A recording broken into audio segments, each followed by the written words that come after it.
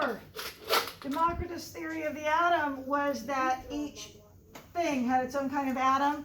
So maybe this is the kind of atom your shirt's made out of, and this is an atom. Yellow Crocs are made out of this kind of atoms, and clouds are made out of cloud atoms. Water is made out of water atoms. Leaves are made out of leaf atoms. He thought each thing had its own kind of atom, but that each thing had smaller and smaller particles till you got down to atoms, which could not be broken up. Then came Dalton, who knew that there were certain elements that maybe water wasn't made out of a water atom, but water was made up of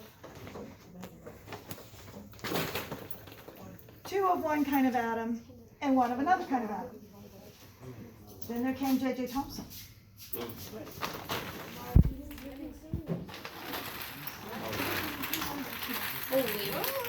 J.J. Thomson's model of the atom was that it was a blob of positively charged material with negatively charged smaller somethings inside the atom. And they were just all blended together. So I'm going to have you come right here. So this is like that plum pudding or chocolate chip cookie model of the atom. Where's my catcher? Catch it. Then came Rutherford. Rutherford was playing around with trying to figure out more detail about the structure of the atom by taking very thin gold foil and shooting alpha particles through it. So if the plum pudding model was correct, this should go right through. Ready? Okay, now shoot that alpha particle back through here.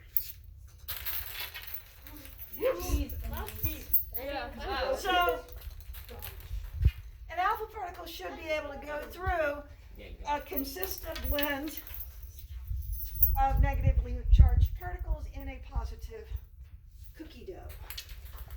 If that's not what happened,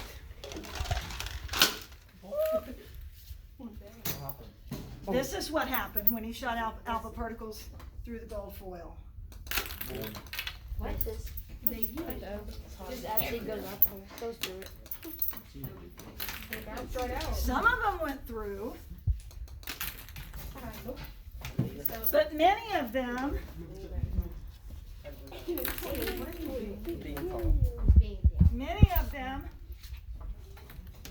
bounced off in different directions. So he knew there was something in the center of the atoms. Blocking. A dense center. Very Then there was the model where the electrons orbited neatly. I can't make them orbit neatly. They orbited neatly like little planets around the nucleus. That don't. Oh, it does. It's pretty even. So Niels Bohr then surmised that they were in particular parts of the atom because of how much energy they had at any given moment. And our modern theory of the atom, we know that we cannot know exactly where an electron is at any given moment. So we draw them like a cloud. A big cloud. A big cloud. The electron. A very small. A really, really big cloud. Okay, end.